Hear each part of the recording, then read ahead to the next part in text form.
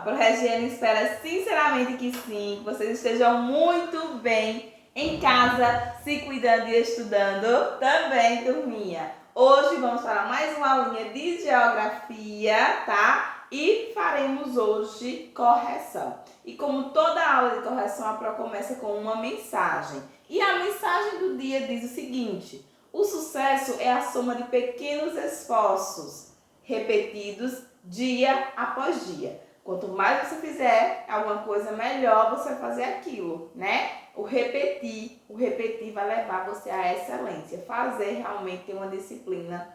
Isso, né, vai fazer com que você consiga aí a excelência. E os pequenos esforços, né? A construção do dia a dia leva também a esse sucesso. Então, gente, hoje nós faremos a correção das atividades dos capítulos 3 e 4. O capítulo 3 é aquele capítulo que fala sobre o letramento cartográfico, ou seja, a parte do nosso livro de geografia do 6º ano que foca na cartografia. E aí a gente começa lá na página 66 e ele diz assim, ó: de que maneira os mapas eram feitos na antiguidade? Como era que eram produzidos esses mapas aí no período aí mais antigo, né? Então, eram feitos em argila, né, endurecida. Então, a partir do momento que essa argila estava endurecida, se elaborava aqueles mapas, rochas, tecidos aí, né, de seda,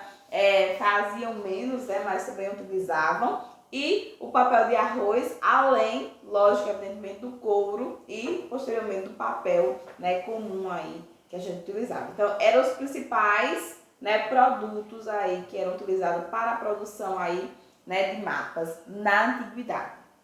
Seguindo aqui, ele coloca, né, o mapa aí para vocês, né, na verdade no planisfério, e ele diz assim: observe com atenção o mapa abaixo. E aí ele diz: agora responda. Ele está correto? Justifique sua resposta. Né? Por que ele faz essa pergunta se está correto? Precisam observar que, se ele for observar, né, no sentido usual do planisfério, né, do mapa mundi aí, a gente está percebendo aí uma alteração, né? É como se tivesse aí os continentes estivessem de cabeça para baixo.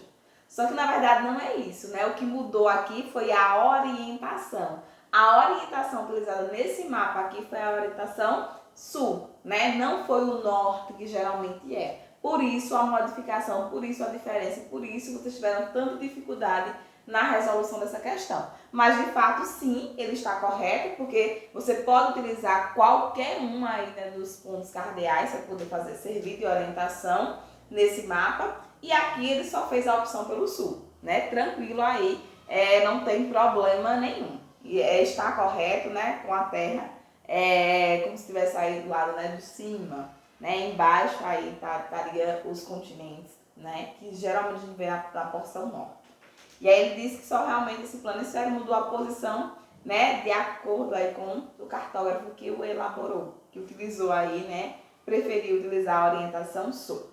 Qual é o ponto cardeal de orientação do mapa, né? Esse mapa aí foi utilizado, né, o ponto cardeal aí, né, que geralmente a gente não utiliza, foi o ponto cardeal chamado de sul. Então, por isso essa modificação que a Pro já está comentando aí com vocês.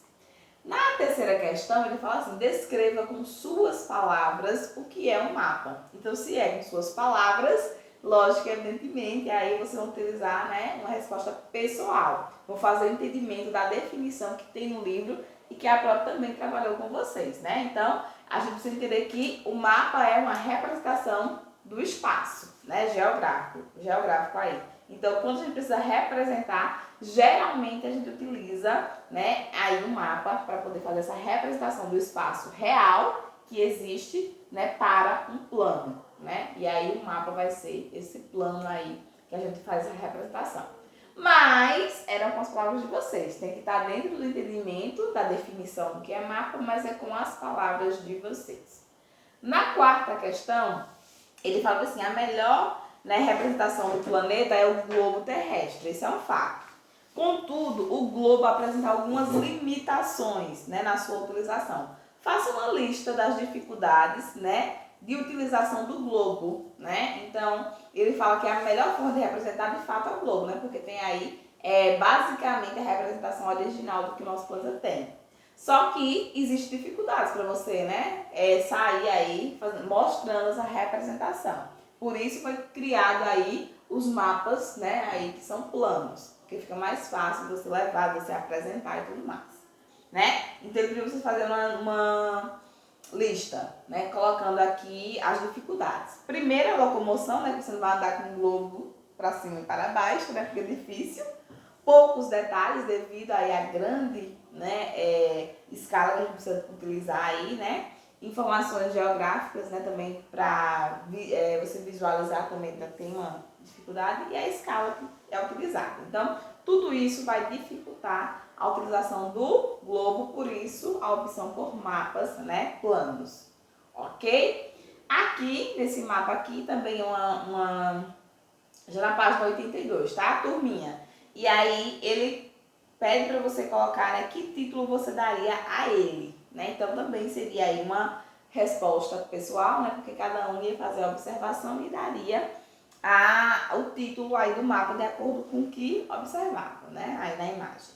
Mas de sugestão, vou deixar aqui, né? Brasil no início aí do seu processo de exploração por Portugal. Então a gente vê aqui, né, a configuração do território brasileiro no mapa e o processo aí da chegada dos portugueses. Então seria aí uma opção de título, vocês iam criar, como a gente conversou, né, a que vocês achassem melhor, aí que encaixasse melhor. Aqui ele coloca, né, aqui uma questão sobre escala e ele diz assim, qual deles você escolheria e por quê? Ele oferece 3 escalas aqui, né, e ele quer saber. Imagine que você seja um engenheiro, né, de trânsito aí e precise verificar a orientação de uma rua. Para essa tarefa, foi aí ofertado, né, a você 3 mapas para você escolher. Então, qual é o mapa que você iria, né, escolher aí para poder observar, né, essa rua? Então, ele diz qual você escolheria aí, o primeiro, o segundo ou o terceiro. Lógico, evidentemente, de escolher, né, o mapa que tem a numeraçãozinha aí menor, né, que vai ter aí a redução menor, porque a gente precisaria ver com mais detalhes. Então, seria aí o primeiro mapa devido à riqueza de detalhes, né? Então, vocês lembram que essa numeraçãozinha aqui, que vem depois dos 2 pontinhos, significa a quantidade de vezes que foi necessário reduzir o espaço real para que ele, né, se adeque ali ao plano, né, ao papel, ao que ele estiver representado, a tela do computador, enfim, ao plano, tá bom? Então, seria aí a primeira escala por conta da numeração mesmo aqui, né, pela quantidade de vezes que foi reduzido. Que seria que tinha mais riquezas de detalhe, porque a escala seria grande, tá bom? Aqui ele está colocando essa terceira questão, observe as curvas, né, de nível aí abaixo. Então, observamos essas curvas, né, de nível, e ele fala assim, qual delas apresenta o relevo mais inclinado? Explique por quê, né, porque você ia dizer aí que qual você escolheu, na verdade.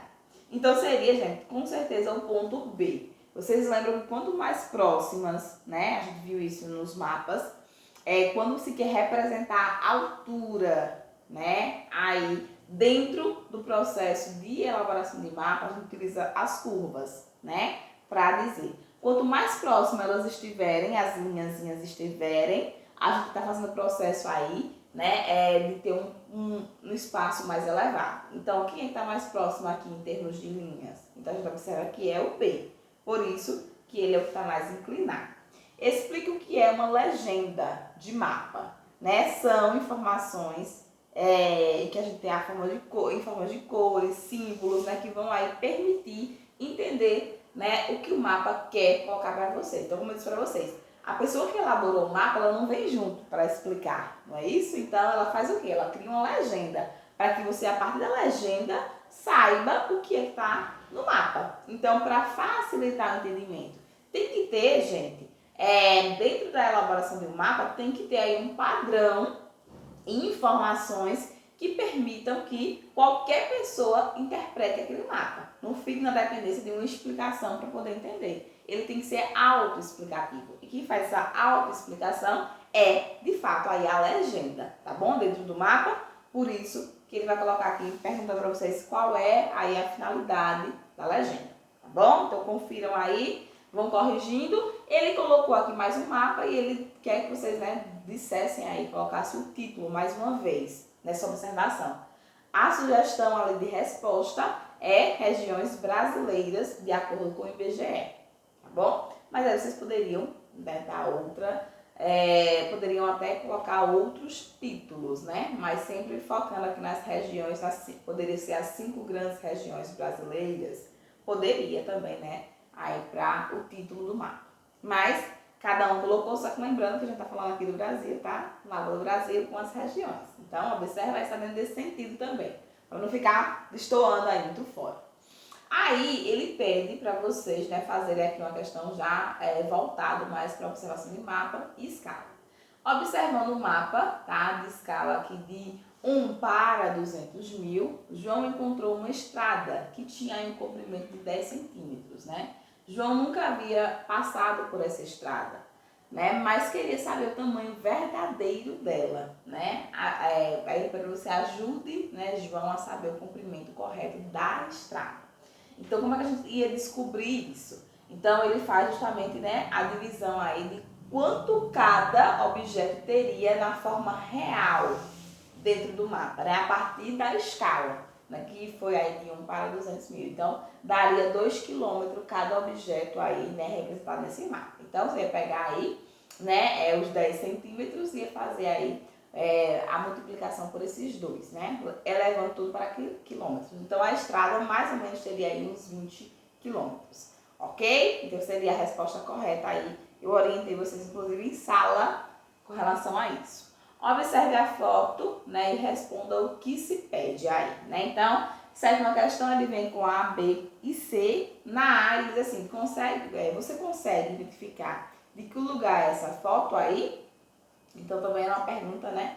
Aí, para vocês observarem se vocês conseguiram aí esse recorte, a foto era essa, tá bom? Dizer de que lugar seria. Então, é de aí, né, do DF, né, do Distrito Federal, né, a esplanada aí dos ministérios estaria representada aí. Então, coloca aí se você não reconheceu, agora é a hora de corrigir. Quais informações do lugar você conseguiu reunir aí analisando essa foto? O que você consegue observar? Que é, né, um espaço, um lugar composto por ruas, avenidas, né, prédios, né, e alguns terrenos vazios também próximos. Ó. Numa observação rápida a gente consegue fazer isso aí também tranquilamente. Essa é uma área urbana ou uma área rural? Urbana, né? A gente percebe pelas construções. Então, sem problema aí para responder essa questão aí que fica bem clara para a gente. Por que os mapas são importantes para a sociedade? Eles são importantes porque eles vão ofertar, né, aí, informações que ajudam tanto a localizar quanto a orientar aí para uma superfície terrestre. Vão representar o espaço real e o espaço plano. Então, isso ajuda demais as pessoas a não ter a necessidade de ir de fato ao local. O mapa ele vai representar e vai ajudar muito, né, a você ter essas informações a partir, né, desse instrumento aí que é essencial, tá bom? Então aí, sugestão de resposta, né, veja se está aí coerente com o que vocês estavam colocando também, tá bom, meus amores? Seguindo aqui, vamos para o capítulo número 4, né, o segundo capítulo aqui na correção, que fala sobre o nosso planeta, né, o planeta Terra aí é o foco. Primeira questão lá na página 91, é aquele inclinadozinho, né, o plano inclinado, ele fala assim, na imagem abaixo, coloque o nome dos círculos, né, imaginário aí, em seus respectivos lugares. Então, qual é essas linhazinhas que vão fazer a divisão na forma horizontal, né, do nosso planeta Terra? Então, a gente tem aqui algumas informações. Eu fiz essa atividade com vocês, né, quem estava em sala, inclusive deixando exposto essas imagens aí, né, por alguns espaços da sala. Então, acho que vocês não erraram, né, tá bem tranquilo, mas confiram aí. Então, aqui em cima, o círculo, né, polar ártico, né, então lá em cima no norte o ártico. Depois o trópico de Câncer, lembra que eu falei para vocês que o Câncer tá no norte, né, tá em cima. Linha do Equador, né? Trópico de Capricórnio, o Círculo Polar Antártico embaixo, na porção sul. Então, seria aí a estrutura correta para vocês responderem. Observem aí e vão colocando, turminha. Na segunda questão, ele diz assim: observem as alternativas abaixo e marque apenas aquelas que contêm astros iluminados. Olha aí como é interessante. Então, aqui vocês poderiam marcar mais de uma. As únicas aí, né, alternativas que são astros iluminados, ou seja, que precisam da iluminação, né, de astros luminosos, né, que emitem aí luz, seriam os satélites e os planetas, tá? Porque as estrelas têm luz própria, os cometas, né, e os meteoros também. Então, só quem não tem luz própria, nesse caso, são os satélites e os planetas. Então, C e D. Observem aí e façam a correção se vocês não acertarem, eu acho difícil. Explique com suas palavras por que Plutão foi rebaixado aí em 2006, né, a planeta anão, deixando de ser um dos planetas oficiais aí do Sistema Solar, né? Isso foi considerado, né, de acordo com novas descobertas, né, novos corpos aí celestes, né, que tem aí, foi encontrado aí, na verdade, dentro do Sistema Solar. E percebeu-se que tinha vários planetas da mesma estrutura de Plutão, né? Então, ou você levava todos a planetas, de fato, ou vocês observavam que eles tinham características mais de planeta não, ou planetoides também, né? Que alguns também podem encaixar nessa nomenclatura. Então, foi interessante rebaixar ele por conta do tamanho mesmo que eu falei, né? Que era um tamanho que se encontrava em outros planetas, tá bom? Então, tem aqui a respostinha para vocês, né, copiarem aí, caso vocês não tenham colocado dentro dessa linha aqui de resposta, tá bom? Aqui é muito fácil, né? Ele colocou aí os planetas do Sistema Solar e pediu para vocês irem aí numerando, do mais próximo ao mais distante. Aqui, né, a gente já conversou, fizemos dinâmicas, né, tudo sobre, para vocês lembrarem aí a disposição aí, né, o lugar de cada um dos planetas dentro do Sistema Solar. Então, observem aí, né, e vão colocando, que eu acho, tenho certeza aqui que ninguém errou essa questão. Mas caso queira conferir, né, só observar aí. Aqui foi uma questão que todo mundo, né, teve muita dúvida para resolver. Então aqui, gente, ele colocou, né, círculos e ele queria que vocês colocassem em termos de escala. Quem era o maior para o menor desses três que ele colocou aí na questão? Entre Via Láctea, Terra e Sistema Solar. Quem é que vem primeiro aí? Quem vem primeiro é a galáxia, a nossa galáxia, né? Que seria a Via Láctea. Sistema Solar em segundo, em termos de escala, do maior para o menor, e depois a Terra. Né? Muito fácil, muito simples. Coloquem aí, né, que não acertou, mas acho que também não tivemos problemas nessa questão, porque eu orientei vocês. Diferencie um equinócio, né, de um solstício. Né? Qual a diferença de um processo aí para o outro? Na página 104, tá, gente? Ó, observando aí para vocês. Então, o equinócio há uma distribuição da luz do Sol de forma igual para o hemisfério norte, né, e o hemisfério sul. Por isso, a gente vai ter aí, né, o nome de equinócio. Distribuição aí igualitária, né, dessa luz aí solar. Tá bom? Então, fica mais fácil aí para vocês observarem essa colocação. No solstício, né, o Sol ele vai ter aí uma incidência maior em um hemisfério do que no outro. Então, um hemisfério vai estar recebendo mais luz do que o outro. Portanto, né, onde esses dias aí está recebendo mais luz, vai haver uma variação. Então, vai ter aí uma sensação de que os dias estão mais longos. E, por consequência, no outro hemisfério vai observar que as noites estão mais longas, tá bom? Então, no hemisfério que recebe mais luz, o dia parece um pouquinho mais longo. No hemisfério que recebe menos luz, parece que a noite está mais longa, tá bom? Porque a luz do Sol vai demorar um pouquinho mais para chegar. Então, essa seria a grande diferença. Aqui são questões, tá, minha gente, de fuso horário, que vocês têm que prestar bastante atenção para poder responder. Ok? Nessa daqui ele dá a observação aí do mapa, lembrando que o meridiano de Greenwich ele vai ser o marco zero para horários, tá bom, gente? Para fuso horário aí.